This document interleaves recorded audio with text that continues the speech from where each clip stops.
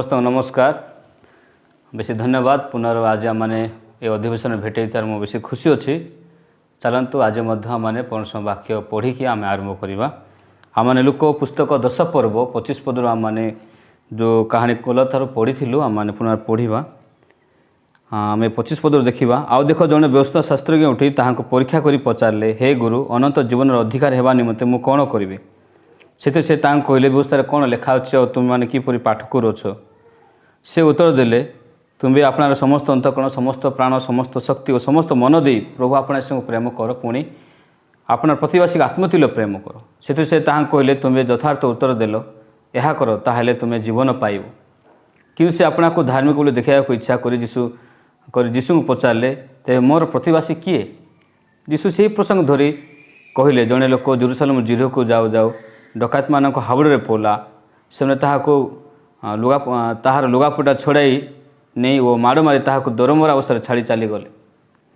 घटनाक्रमे जड़े जाजक से बाट दे जाऊले आ ताहाको देखी बाटर आर पाख दे चलीगले। से प्रकार जड़े लेवीय मध्य से स्थान को आसी ताहाको देखी बाटर आर पाख दे चलीगले। कि जड़े स्मरणीय पथिक ताहा निकट को आसी ताहाको देखी दयारे विगलित हेले एवं पाखक जाई ताहार सेवा क्षेत्र सबरे तैल और द्राक्षरस ढाली से सब बांधिले। आ ताहाको अपना बाहन उपर बसाई ताहाको गोटे पांथशाला को घेनी जाई ताहार सेवा शुश्रूषा कले। तुम आर दिन से 2टी टंका बाहर कर पांथशाला कर्ता दे कहले, यार सेवा शुश्रूषा कर, आ जहाँ किसी अधिक खर्च कर ताहा मु बाहुड़ी आसवा समय तुमको परिशोध करी। ये 3 जनक मध्य किए डकायत मान हावड़े पड़े लोकटर प्रतिवासी बोले मन करुच। से कहले जे ताहा प्रति दया कला से कहले, जाओ तुम मत से प्रकार कर। हाँ, आपण मैंने ये कहानी को निश्चित भाव में आपण मान जीवन अनेक थर शुणी थे। कि चलतु आज कहानी द्वारा परमेश्वर आज आम कौन कहवाई चाहते आम देखा। जब आम बाइबल को देखा, बाइबल अनेक गुड़ा दृष्टांत अच्छे, अनेक गुड़ा कहानी अच्छी। परमेश्वर प्रत्येक कहानी माध्यम प्रत्येक दृष्टांत माध्यम आम को परमेश्वर निजर हृदय उद्देश्य को आम जनवाई चाहते कि परमेश्वर प्रकृत आम प्रति एक प्रकार हृदय रखिंट। आने केमती हृदय रखी प्रभु निकट को आम जाऊँ। ये गत थर जमी आम कथा जड़े व्यवस्था शास्त्र जीशु पाख आसी पचार, हे गुरु अनंत जीवन अधिकार होगा निमंते मु कौन करी। ए प्रकार प्रश्न प्रकृति प्रत्येक लोक मान पाखे थाए कि हाँ से अनंत जीवन पाइबापी से कौन करेंगे। किंतु आम बाइबल को जो आम खोलिकी देखा लगे बाइबल स्पष्ट भाव में आम उत्तर पाइपर कि अनंत जीवन विषय बाइबल आम कौन कहूँ मोर से कौन कर्तव्य मोर कौन काम अच्छे। आज मुझे आम बाइबल को देखुँ ये व्यवस्था शास्त्रज्ञ समस्त व्यवस्था विषय जीशु सागर कथा पर से पचार मोर प्रतिवासी किए, आ मु क्या प्रेम करी मु क्या प्रति प्रत्येक प्रेम को मुझे देखी। जीशु से प्रसंग धरी गोटे कहानी कहते, गोटे लोक जी कि जेरुसालेम जीरो को जाऊँ। से जाऊ जाऊ डकायत मान हावड़े पड़ुची आ तार लुगापटा छड़े डकायत मान नहीं जाऊँ दरमरा अवस्था मारी दौरान। और से प्रकार स्थित से समय जड़े जाजक से बाट देख आस देखी से बाटर आर पाख दे जाऊँच। लेवी मत आसुँच तार देखी सी भी आर पाट दे चलुँच। तो ये व्यक्ति पाखे आ कौन से उपाय नहीं कहीं ए दुनिया रे जे कि सबुठ विश्वस्त आ प्रभु दास पर लोक मैंने जो एड़े जाऊँ ए दुनिया किए थी देखिपर, किए प्रकृत उठेब, किए साहाय्य कर। कि से प्रकार स्थित जड़े श्रमण पथिक आसुँच जी देखी थे दयार विगलित होती पाखे जो द्राक्षारस तैल अच्छी ढाली दे तार क्षेत्र सबरे सब बांधि दौरान बाहन उपर बसई से पांथशाला को लेकिन जाऊँ। ए प्रकार एक कहानी अच्छे जो आम आज कहानी को देखा। हाँ, प्रकृति में दृष्टांत कि वाक्य जहाँ भी कहे बाइबल प्रत्येक विषय आम को दर्शाए, तो प्रत्येक विषय आम लिखाई कौन से विषय ना प्रकृति आउ गोटे 3rd पर्सन लिखाई। हाँ, ये वाक्य द्वारा प्रभु प्रकृति में मत कौन कहवाई चाहते आउ ए कहानी भीतर मोर रोल कौन। जो आम कहानी को नहीं चिंता करवा से स्टोरी को आम आउ टे गभीर भाव में चिंता करवा। ए स्टोरी अनेक गुड़ा कैरेक्टर अच्छे मुझे कहबी। तो प्रथम व्यक्ति जड़े जी कि जेरुसालेम जीरो को जाऊँ। ये व्यक्ति हूँ निर्दिष्ट व्यक्ति। तापर आम देखिए जाजक से आसुँच, लेवी आसुँच। हाँ, से प्रकृति से जो मैंने पर देखुचु ताहले पांथशालार श्रमण पथिक पांथशालार कर्ता ए प्रकार 6टा कैरेक्टर आम पाइपर। आप विषय चिंता करूँ आप 6टा कैरेक्टर भितर प्रकृति आपणकर कैरेक्टर आप किए हाँपाई चाहते। आप प्रकृति निर्दिष्ट व्यक्ति परी लोक ना आप डकायत परी लोक ना आप प्रकृति जाजक ना आप लेवीय ना आप पांथशालार कर्ता ଆପଣ ପ୍ରକୃତରେ କିଏ ହେବା ପାଇଁ ଚାହୁଁଛନ୍ତି? ଅନେକ ଲୋକମାନେ ଯେତେବେଳେ କାହାଣୀକୁ ଆମେ ଦେଖିବା ତାହେଲେ ଅନେକ ଲୋକମାନେ କହୁଛନ୍ତି କି ହଁ ମୁଁ ପ୍ରକୃତରେ ପାନ୍ଥଶାଳା କଥା ହେବା ପାଇଁ ଚାହୁଁଛି। କିଏ କିଏ କହୁଛି ନାହିଁ ମୁଁ ସମନ୍ୱୟ ପଥିକ ହେବା ପାଇଁ ଚାହୁଁଛି। କିଏ କିଏ କହୁଛି ପ୍ରକୃତରେ ମୁଁ ଗୋଟେ ଲୋକ ଯାଜକ ହେବା ପାଇଁ ଚାହୁଁନାହିଁ। ତ ଆମମାନେ ସେଠି ଗୋଟେ ଭଲ ରୁଲ୍କୁ ଆମମାନେ ବାଛୁଛୁ। ବଟ୍ ଭଲ ରୁଲ୍କୁ ବାଛିବା ପରିବର୍ତ୍ତେ ମୁଁ ପ୍ରକୃତରେ କେଉଁ ଜାଗାର ଲୋକ ଏଇଟେ ଆମେ ଏ ବିଷୟକୁ ଚିନ୍ତା କରିବା। ଆଜି ଅନେକ ଲୋକମାନେ ପ୍ରକୃତରେ ଭଲ ରୁଲ୍କୁ ବାଛୁଛନ୍ତି, ଯାହାକି ବାଇବଲରେ ସମଣ ପଥିକ ପରି ଗୋଟେ ରୁଲ୍, ଆଉ ଗୋଟେ ନହେଲେ ପାନ୍ଥଶାଳା କର୍ତ୍ତା ପରି ରୁଲ୍। ବଟ୍ ବାସ୍ତବରେ ଆମେ ଯେତେବେଳେ ଆତ୍ମିକ ଭାବରେ ଆମେ ଚିନ୍ତା କରିବାକୁ ଲାଗିବା ତାହେଲେ ମୋର ରୁଲ୍ କେଉଁଟା, ଆଉ ପ୍ରକୃତରେ ମୁଁ କାହା ପରି, ମୋର ହୃଦୟ ସ୍ଥିତି କାହା ପରି, ମୋର ଜୀବନ ସ୍ଥିତି କାହା ପରି। ଏଇଠି ପ୍ରକୃତ ଯୀଶୁ ଏ ବ୍ୟବସାୟ ଶାସ୍ତ୍ରୀଙ୍କୁ କେବଳ ଏ କାହାଣୀ କହୁଛନ୍ତି ତାହା ନାହିଁ, ଏହି ସମସ୍ତ ବିଷୟ ଆଜି ଆମ ପାଇଁ ମଧ୍ୟ ଲେଖା ହେଇଛି। ବାଇବଲ ଲେଖା ହେଇଛି କେବଳ ଅବ୍ରାହମ ପାଇଁ ନୁହେଁ କିନ୍ତୁ ସମସ୍ତଙ୍କ ପାଇଁ ଲେଖା ହେଇଛି। ବାଇବଲ କେବଳ ଆଉ ଗୋଟେ ମଣ୍ଡଳୀକୁ ଲେଖା ହେଇଛି ସେମିତି ନାହିଁ, କିନ୍ତୁ ସମସ୍ତଙ୍କ ପାଇଁ ଲେଖା ହେଇଛି। ଆଜି ପରମେଶ୍ୱର ମୋତେ ମଧ୍ୟ ଲେଖୁଛନ୍ତି, ଆଜି ଯୀଶୁ ମୋତେ ମଧ୍ୟ କାହାଣୀ କହୁଛନ୍ତି। ତ ମୁଁ ପ୍ରକୃତରେ କିଏ ଯଦି ଆମମାନେ ଚିନ୍ତା କରିବା ତ ଆମେ ଆମ ନିଜର ପୋଜିସନ୍କୁ ଆମମାନେ ଖୋଜିବାକୁ ଲାଗିବା। ଏଇଠିକି ମୋର ପ୍ରତିଛବି କାହାର ପ୍ରତିଛବି ସହିତ ସମାନ ଅଟେ। ଯେତେବେଳେ ମୁଁ ପ୍ରକୃତରେ ନିଜକୁ ଦେଖେ, ହଁ ପ୍ରକୃତରେ ମୁଁ ଗୋଟେ ଲୋକ ସେ ପ୍ରକାର ହିଁ ଭାବୁଥିଲି କି ହଁ ମୁଁ ସମରଣ ପଥିକ ପରି ମୁଁ ଜଣକୁ ସାହାଯ୍ୟ କରିବା ଦରକାର, ଆଉ ଜଣକୁ ଉଦ୍ଧାର କରିବା ଦରକାର, ମୁଁ ଭଲ କାମ କରିବା ଦରକାର, ତାହେଲେ ମୁଁ ଉଦ୍ଧାର ପାଇବି, ତାହେଲେ ମୁଁ ପରିତ୍ରାଣ ପାଇବି। ସେଥିପାଇଁ ଅନେକ ଲୋକମାନେ ଆଜି ମଧ୍ୟ ସେମାନେ ପ୍ରତ୍ୟେକ ଭଲ ଭଲ କାମ କରିବା ନିମନ୍ତେ ଆଉ ସେମାନେ ଉତ୍ତମ ଭାବରେ ପରିଚିତ ହେବା ପାଇଁ, ଉତ୍ତମ କାର୍ଯ୍ୟ କରିବା ପାଇଁ ସେମାନେ ଚାହାନ୍ତି, ଯେମିତି ସେମାନେ ଗୋଟେ ଲୋକ ଭଲ କାମ କରିବା ଦ୍ୱାରା ଆଶୀର୍ବାଦ ପାଇବେ ବୋଲିକି ବିଶ୍ୱାସ କରନ୍ତି। କିନ୍ତୁ ବାଇବଲ ଯେତେବେଳେ ଆମେ ଦେଖିବା ତାହେଲେ କାହାକୁ ଏ ପ୍ରକାର କାହାଣୀ ଯୀଶୁ କହୁଛନ୍ତି, ଯେଉଁ ଲୋକକୁ ଜୀବନ ଦରକାର ତାହା କହୁଛନ୍ତି। କାହିଁକି ଏଠି ବ୍ୟବସାୟ ଶାସ୍ତ୍ରଜ୍ଞ ଯେତେବେଳେ ସେ ପଚାରୁଛି କି ଅନନ୍ତ ଜୀବନର ଅଧିକାର ହେବା ନିମନ୍ତେ ମୁଁ କ'ଣ କରିବି, ତ ୟାର ପ୍ରଶ୍ନ ଭିତରେ ହିଁ ଆମମାନେ ଜାଣିପାରିବା କି ଇଏ ଅନନ୍ତ ଜୀବନ ପାଇନାହାନ୍ତି। ତାହେଲେ ଯଦି ସେ ଅନନ୍ତ ଜୀବନ ପାଇନାହାନ୍ତି ତାହେଲେ ତାଙ୍କ ପାଖରେ ଜୀବନ ନାହିଁ, ତାର ଅର୍ଥ ସେ ପରିତ୍ରାଣ ପାଇନାହାନ୍ତି। ଅନ୍ୟପଟେ ଆମେ ଯଦି କହିବା ତାହେଲେ ସେ ମଲା ଲୋକ, ତାହେଲେ ସେ ମୃତପ୍ରାୟ, ସେ ମଲା ଲୋକ, ତାହେଲେ ସେ କିଛି ବି କରିପାରିବେ ନାହିଁ। ସେଥିପାଇଁ ଆଜି ଆପଣମାନେ ଚିନ୍ତା କରନ୍ତୁ, ବାଇବଲରେ ମଲା ଲୋକ କେବେ ମଧ୍ୟ ନିଜ ପାପ ପାଇଁ କାମ କରିପାରିବ ନାହିଁ। ବାଇବଲ ମଲା ଲୋକ କିଏ ଯଦି ଆମମାନେ ଗୋଟେ ବାକ୍ୟକୁ ଦେଖିବା,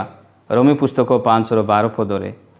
ବାଇବଲ ଆମମାନେ ଏ ବିଷୟକୁ ସ୍ପଷ୍ଟ ଭାବରେ ଜାଣିବା ଦରକାର। କାହିଁକି ଯଦି ଆମମାନେ ବିବ୍ଲିକାଲ ୱେରେ ଯଦି ଆମମାନେ ଜାଣିବା ନାହିଁ ପ୍ରକୃତରେ, ତାହେଲେ ଆମେ ବିବ୍ଲିକାଲ ଫେଥକୁ ମଧ୍ୟ ପାଇପାରିବା ନାହିଁ। ହେଲେ ଯେତେବେଳେ ବାଇବଲକୁ ଆପଣ ଦେଖିବେ, ରୋମୀ ପୁସ୍ତକ 5:12 ଲେଖା ହେଇଛି, ଅତଏବ ଯେପରି ଜଣେ ଲୋକ ଦ୍ୱାରା ପାପ ଓ ପାପ ଦ୍ୱାରା ମୃତ୍ୟୁ ଜଗତରେ ପ୍ରବେଶ କଲା, ଆଉ ସେହି ପ୍ରକାର ମୃତ୍ୟୁ ସମସ୍ତ ଲୋକଙ୍କ ପ୍ରତି ଘଟିଲା, ଯେଣୁ ସମସ୍ତେ ତ ପାପ କଲେ। ଏ ବିଷୟରେ ଚିନ୍ତା କରନ୍ତୁ, ଜଣେ ଲୋକ ଦ୍ୱାରା ପାପ ଓ ପାପ ଦ୍ୱାରା ମୃତ୍ୟୁ ଜଗତରେ ପ୍ରବେଶ କଲା। ଜଣେ ଲୋକ କିଏ ଯାହାଦ୍ୱାରା ପାପ ଆଉ ମୃତ୍ୟୁ ଜଗତରେ ପ୍ରବେଶ କଲା? ସେ ହେଉଛନ୍ତି ଆଦମ। ସେଥିପାଇଁ ସେ ମୃତ୍ୟୁ କାହା ପ୍ରତି ଘଟିଲା ନା ସମସ୍ତଙ୍କ ପ୍ରତି ଘଟିଲା। ଯେଉଁମାନେ ମଧ୍ୟ ଆଦମ ଠାରୁ ଜନ୍ମ ହୋଇଛନ୍ତି ପ୍ରତ୍ୟେକ ଲୋକମାନେ ଗୋଟେ ମୁହୂର୍ତ୍ତରେ ପାପୀ ହୋଇଗଲେ। ତେବେ ଆଦମ ପାପ କଲା, ସେହି ସମୟ ଠାରୁ ଲୋକମାନେ କେବଳ ପାପୀ ହେଲେ ତାହା ନୁହେଁ, ସେମାନେ ମଲା ଲୋକ ହୋଇଗଲେ, ସେମାନେ ପ୍ରକୃତରେ ମରିଗଲେ। ହଁ ଆମମାନେ ବୁଝୁ କି ନ ବୁଝୁ ବାଇବଲ ଆମମାନେ କହୁଛୁ କି ଯିଏ ପାପୀ ସିଏ ହେଉଛି ମଲା ଲୋକ ସହିତ ସମାନ ଅଟେ। ସେଥିପାଇଁ ମଲା ଲୋକ ଯେମିତି ନିଜ ପାଇଁ ନିଜେ କିଛି କରିପାରିବ ନାହିଁ, ସେ ଜୀବନରେ ଫେରି ଆସିବ, ସେମିତି ପାପୀ ମଧ୍ୟ ନିଜ ପାପ ପାଇଁ ସେ କିଛି କରିପାରିବ ନାହିଁ, ଯେମିତି ସେ ପରିତ୍ରାଣ ପାଇପାରିବ। ସେଥିପାଇଁ ଏଇଠି ଆମେ ଯେତେବେଳେ ଦେଖିବା ତ ଜଣେ ଲୋକ, ଏ ଲୋକ ଦୋଷପର କାହାଣୀ ଭିତରେ ଆମେ ଦେଖିବା ତାହେଲେ ଜଣେ ଲୋକ ଅଛି ଯିଏକି ମରିବାର ସ୍ଥିତିରେ ଅଛି। ସେ କିଏ? ନିର୍ଦ୍ଦିଷ୍ଟ ବ୍ୟକ୍ତି। ଏ ନିର୍ଦ୍ଦିଷ୍ଟ ବ୍ୟକ୍ତି ଅଧମର ଅବସ୍ଥାରେ ଅଛି, ଧର୍ମର ଅବସ୍ଥାରେ ଅଛି। এই ଲୋକର ଉଦ୍ଧାର ବିଷୟରେ ଏଇଟା କାହାଣୀ ଚାଲିଛି। ଏ ଲୋକର ମାନେ ଜୀବନ ପାଇବା ବିଷୟରେ ବା ତାର ପରିତ୍ରାଣ ପାଇବା ବିଷୟରେ କାହାଣୀ ଅଛି। ତାହେଲେ ଏ ଲୋକ ନିଜ ପାଇଁ କ'ଣ କରିପାରିବ? ସେ ନିଜ ପାଇଁ କିଛି ବି କରିପାରିବ ନାହିଁ। ସେଥିପାଇଁ ଏଇଠି ଏ ଲୋକ କିଏ? ଯିଏକି ଥରେ ଜେରୁସାଲେମରୁ ଜିରିହକୁ ଯାଉଥିବା ଲୋକ। ବାଇବଲ ଜେରୁସାଲେମ କ'ଣ? ବାଇବଲ ଜେରୁସାଲେମ ଈଶ୍ୱରଙ୍କ ମନ୍ଦିର। ଜେରୁସାଲେମ ପ୍ରଭୁ ଶାନ୍ତିର ନଗର। ଜେରୁସାଲେମ ଶାନ୍ତିର ନଗର, ଏଇଟା ହେଉଛି ପବିତ୍ର ନଗର। ସାଲେମ ପ୍ରକୃତରେ ସାଲେମର ରାଜା ଯୀଶୁଖ୍ରୀଷ୍ଟ। ଯେତେବେଳେ ଆପଣ ଏଭ୍ରି ପୁସ୍ତକ ପଢ଼ିବେ, ସେ ସାଲେମର ରାଜା, ତାର ଅର୍ଥ ସେ ଶାନ୍ତିର ରାଜା, ସେ ପ୍ରକୃତରେ ଜେରୁସାଲେମ ରାଜା, ସେ ପବିତ୍ର ନଗର ସ୍ୱର୍ଗକୁ ବୁଝାଏ, ପରମେଶ୍ୱର ଦୁନିଆକୁ ବୁଝାଏ। ଜଣେ ଲୋକ ପରମେଶ୍ୱର ଠାରୁ ଅଲଗା ହେଇକି ସେ ଜିରିହକୁ ଯାଉଛି। ଜିରିହ କ'ଣ? ବାଇବଲରେ ଯେ ନଗର ଯାହା ଜିରିହ 2 ପର୍ବରୁ ଅଛି, ଯାହା ଧ୍ୱଂସ ହେଇସାରିଛି। ଏ ଜିରିହ ନଗର ପୃଥିବୀକୁ ବୁଝ, ଯାହା ପ୍ରକୃତରେ ଧ୍ୱଂସ ହେବାକୁ ଯାଉଛି। ଯେମିତି ଆମମାନେ 2 ପିତର 3-7 पद देखा ताहले बाइबल लिखाई कि वर्तमान आकाशमंडल पृथ्वी से वाक्य द्वारा अधार्मिक लोक मान विचार विनाशर दिन पर्यंत अग्नि निमंते संचित हो रखित होती। हाँ ये पृथ्वी प्रकृति में जदि भी देखा जाउछि बंचेला पर जदि भी देखा जाउछि स्थिति अच्छी एमती आ किसी गोटे विषय बेसी सुंदर होउछि किंतु बाइबल अनुसार आम देखा ताले ए पृथ्वी ध्वंस होता पृथ्वी जहाँ बाइबल आम मान आज कहूँ तो जड़े लोक परमेश्वर ठार अलग होगी परमेश्वर दुनिया अलग होगी से जगत आड़क जाऊा लोक विषय कहूँ परमेश्वर जो अलग है सी प्रकृति में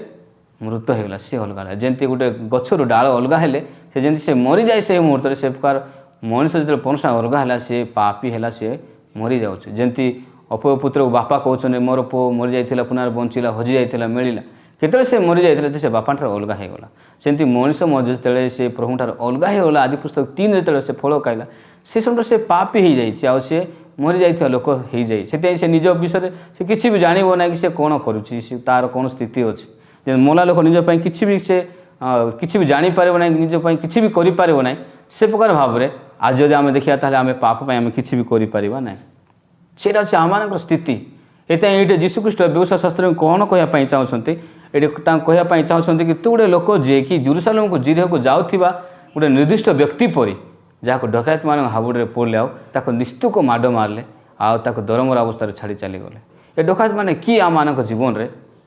जी कि आम समस्त लुगापटा छड़े नहीं जाऊँच बाइबल आपने देखिए ताहले डकायत मैंने अच्छा से सुना रूपा कि कौन से पैसा पत्र छड़े नहीं जाऊना कि लुगापटा छड़े नहीं जाऊँ खूब प्रकार डकायत विषय बाइबल कहूँ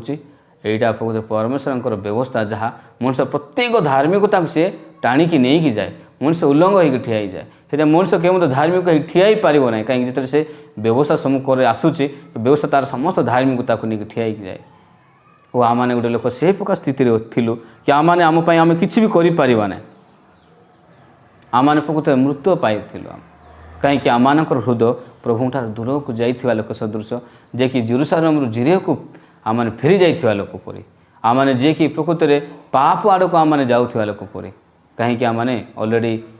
परमेश्वर ठार आम विच्छिन्न होइकि पाप बोले आम दूर को जाइचु कहीं आदम जो पाप कला समस्ते पापी हो गले से मनुष्य प्रकृत में निजक निर्भर करने लगुच कहीं से समय ठार शैतान कहूँ हाँ प्रकृत में तोर चिंता तोर भावना तोर विचार सब ठीक से मनुष्य निजर चिंता से बेसी परिमाण विश्वास करे से बाइबल आम कौन कहूँ बाइबल मनुष्य चिंता अविरत मंद कहीं अविरत मंद कहीं मनुष्य हृदय भितर ए परमेश्वर नहांती कि परमेश्वर वाक्य ना मनुष्य हृदय भितर ए प्रकृत में किए बास कर शैतान बास कर पाप बास कर शैतान जो बास कर हृदय भितर सदाबले चिंता मंद बाहर सदा चिंता प्रकृत में सदाबले परमेश्वर विरुद्ध विपरीत बाहर से बाइबल लिखाई तुम मैंने समस्त मेषगुण तुल्य आपण आपण बाट आड़े फेरी अच हाँ प्रत्येक मनुष्य मेषगुण पर निज निज बाटर फेरी जाइछन्ति निज निज रास्ता फेरी जाइछन्ति आज प्रकृत गोटे लोक जे कि जेरूसालेम जीरिह को से जाऊँ कहीं जेरूसालेम भल लगला ना कि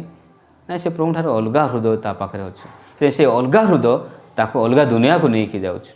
अलग आत्मा अच्छे जहाँ अलग दुनिया को लेकिन जाऊँगे आज स्वर्ग और नरक जीवा विषय मनुष्यर निष्पत्ति उपर डिपेंड करूना कि मनुष्यर भल हृदय भल विचार उपर डिपेंड करूना कि हृदय भितर कौ प्रकार आत्मा अच्छी हृदय भितर किए बास कर प्रकृति में कढ़ेक नेब जमी आम संडे स्कूल आम गीत शुणीचु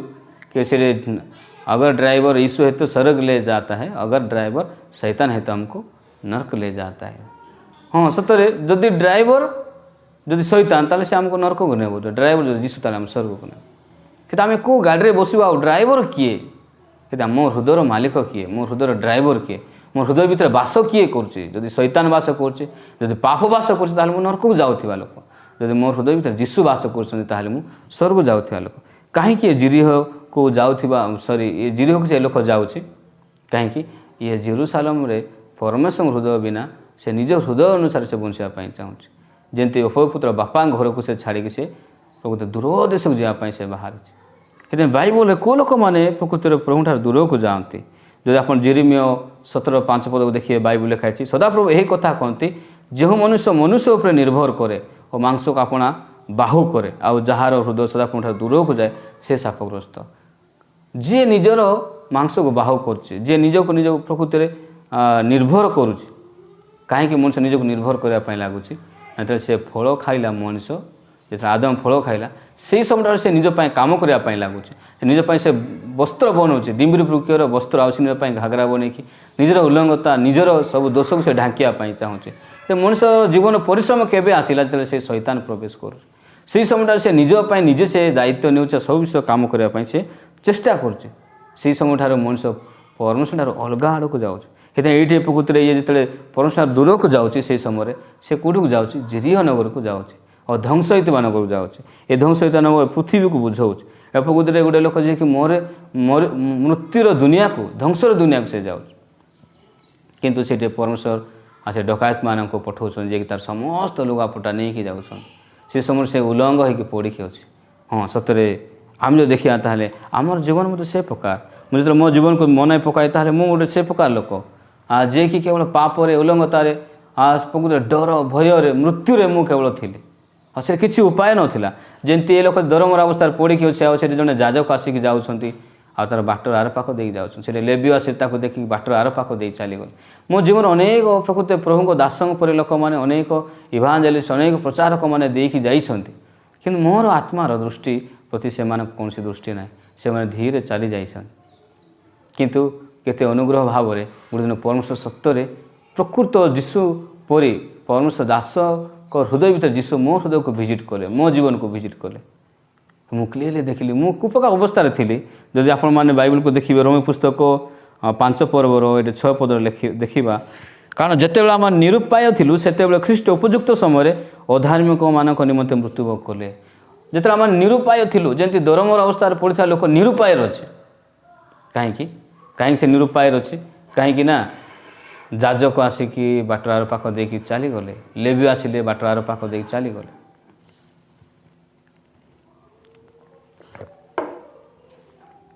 किंतु से समरण पथिक केत आसन जो तार सब उपाय सरला कहीं ये रास्ता जी आसला सी उठेला नहीं कि से रास्ता जी आसले सी उठेला नहीं कि समरण पथिक आउंट देखिए दयारे विगलित होले ए समरण पथिक किए बाइबल रे जानते जी कि देखिए दयारे विगलित होती सीधा केवल प्रकृत जीशु ख्रीष्ट को जाऊँ हाँ जे कि मनुष्य प्रकृत दया देखापी पाखे शक्ति अच्छे कहीं पाखे द्राक्षरस तैल अच्छी और जीशु प्रकृत मनुष्य प्रेम कले तार सठिक प्रमाण कौन कि से साक्रिफाइस कले से निजर बलिदान जीवन को बलिदान देले निजर रक्त को से बोहले से प्रकृत आम प्रेम कर व्यक्ति से समरण पथिक जे कि प्रकृत इस्राएल से बाहर आसती समरणीय आसती से बाहर आसती से उद्धार करता जहाँ पाख उद्धार कर हृदय अच्छी दयारे प्रकृत विगलित होता कहार हृदय परमेश्वर हृदय जमी आप समस्त वाक्य जानते जहन 3:16 पदरे कि जगत ईश्वर जगत एड़े प्रेम कले जे से आप अद्वितीय पुत्र को दान कले परमेश्वर प्रकृति जगत केड़े प्रेम कले एत प्रेम कले से निज जीशु को एकमात्र पुत्र जीशु को से बड़का रखापी चाहिए ना केते परिमाण से आमको प्रेम करटा आम खूब अवस्था थिलु आम दरमर अवस्था पड़ा लोक सदृश थिलु किंतु सेटे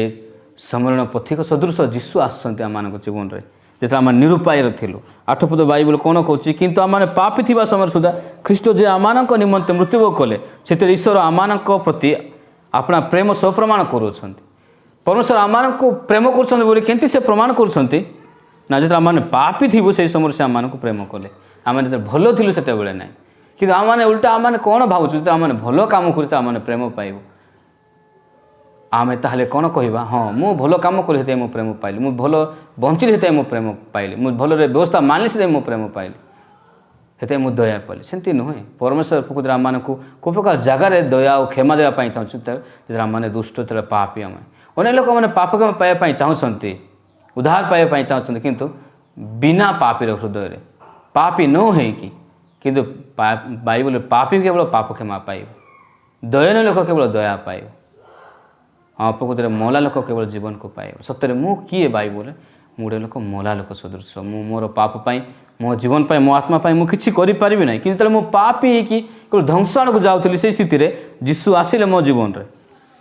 हाँ प्रकृति मो जीवन परमेश्वर से मूल्यवान सुसमाचार को देले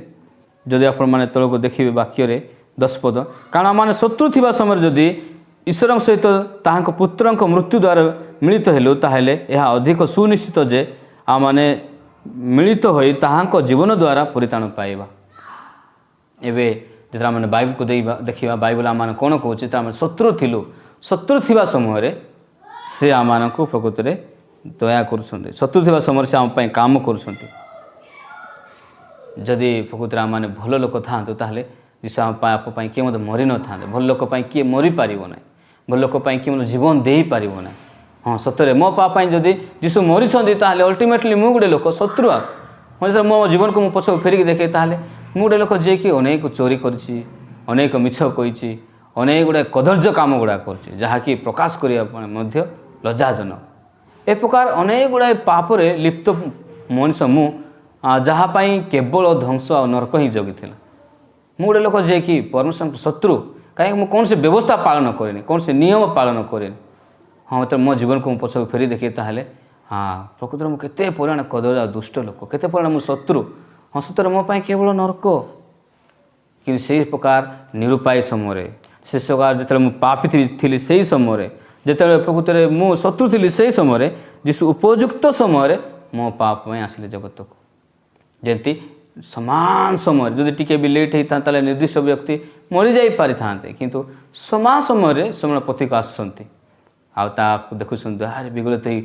तार क्षेत्र सब से समस्त द्राक्षरस आ तैल ढालुं से परमेश्वर प्रकृति जीशु पटे से जीशु आम समस्त रक्त ढालुं प्रत्येक पापर दागर से रक्त लगे आम समस्त पट्टी बांधि दौर हाँ सतरे आम को उद्धार करने जीशु आसिले जीवन को से रक्त को देले से आम बाइबल को देखा प्रथम कोरिन्थियो 6 पर्व 9 और 10 पद वाक्य आम कौन कौचे अबा अधार्मिक माने जे ईश्वर राज्यर अधिकारी हेबे ना यह कि तुमने जान ना तुम कौन जान कि अधार्मिक माने पापी मैंने ईश्वर राज्य को जीवे ना जो मुझे विषय शुणुली मु पापी मुझे ईश्वर राज्य को जापारि ना ताहले मो पाखे हाँ से बहुत बड़ा डर था बहुत बड़ा चिंता थी हाँ सतरे मु स्वर्ग को जापारि ना मुझे कि भी करें ना से ही समान स्थिति रे कौन है जो मु बाइबल को देखुची मु गोटे लोक जी स्वर्ग जापारि ना बाइबल ता तल कौन लिखाई भ्रांत हो ना व्यभिचारी कि प्रतिमा पूजक कि पारदारी कि स्त्री बदाचारी कि पैमुथनकार कि चोर कि धनलोभ कि मतवाल कि निंदक कि प्रदेव लुंठनकारी एम ईश्वर राज्यर अधिकार हे ना हाँ प्रकृति प्रकार लोक ईश्वर राज्य अधिकार हे ना जो मुझे निजक देखुची मुझे से प्रकार लोक बाइबल भी आज मान 11 पदर कहूँ आ तुम मध्य कहीं किए ये प्रकार थिलो मुझे से प्रकार लोक थी जे केबे भी स्वर्ग जापारि ना हाँ अन्य लोक मान दृष्टि मुझे से प्रकार थी न पारे कि मुझे निजक देखुली मुझे मत बाद पड़ूनी मुझे गोटे लोक से समान लोक बोली मुझे ग्रहण करुँच किंतु बाइबल कौन कहूँ प्रभु जीशु ख्रीष्ट नाम आम ईश्वर आत्मा द्वारा तुमने धौत हो पवित्रकृत हो धार्मिक बोली गणित हो हाँ मुझे प्रकार लोक किंतु किंतु कहले जीशु आए जीशु मोर पाप मला पर जीशु मो पाप रक्त झरैला तापर मु किए तापर मुझे जड़े धार्मिक पवित्र लोक कहीं जीशु मत कौन कहते तुम पवित्र हो तुम धार्मिक बोली गणित हो तुम धौत हो जीशु मत कहते तुम धौत हो तुम पवित्रकृत हो तुम धार्मिक बोली गणित हो ताहले मु धार्मिक मोर चिंतार मु कौन भाव से गुरुत्वपूर्ण विषय ना आज जो जीशु मोर पाप रक्त देले से मत कहले तुम धार्मिक से मुझे धार्मिक गोटे वाक्य पढ़ा ये रोमी 8:33 पद वाक्य देखो बाइबल प्रकृति में परमेश्वर आज आम कौन कहते ईश्वर को मन तो लोक मान विरुद्ध किए अभियोग कर ईश्वर तो से धार्मिक बोली गणना करते आम तो धार्मिक गणना करा लोक किए सी अच्छा प्रकृति में जीशु निजे कहीं से मोर पाप मरी जमती ये प्रकार ये श्रमण पथिक ए निर्दिष्ट व्यक्ति निमंते काम कर मोर पाप जीशु तेरे रक्त देले से मत कहले तू पवित्र और धार्मिक आ मो से केवल रक्त दे ता मो प्रत्येक विषय से प्रस्तुत कर मुझे अनुग्रह मु धार्मिक हो सारी बाइबल परमेश्वर मत कहते से धार्मिक तुम धार्मिक परमेश्वर मत कहते तू पवित्र ये मुझे परमेश्वर वाक्य को विश्वास करी ए प्रकार भाव में मुझे धार्मिक कहीपरि कहीं बाइबल मत कहूँ परमेश्वर मत कहते ये आपण मान हृदय भितर आपण चिंता आपण कार्य को देखा परिवर्ते आज जीशु आप कौन कर विश्वास करूँ जीशु आपण पाप क्रूसर कालवरी क्रूसर रक्त झरैकी पवित्र कर से कहते आ तुम धौत हो तुम पवित्रकृत हो तुम धार्मिक बोली गणित हो जो आम वाक्य को विश्वास करवा आम के पापी कहीपर ना आम जीशु रक्त आम देखा जीशु क्रूसित आम देखा आम प्रकृति में धार्मिक कहवा जहाद्वारा परमेश्वर आम गौरव दे पार से बेसी प्रकृति में आप हृदय भितर ये वाक्य को लेकिन आप अनुग्रह पातु आप विश्वास करूँ जीशु आप रक्त देकी आप पवित्र धार्मिक कर बेसी धन्यवाद मुझे कह नमस्कार।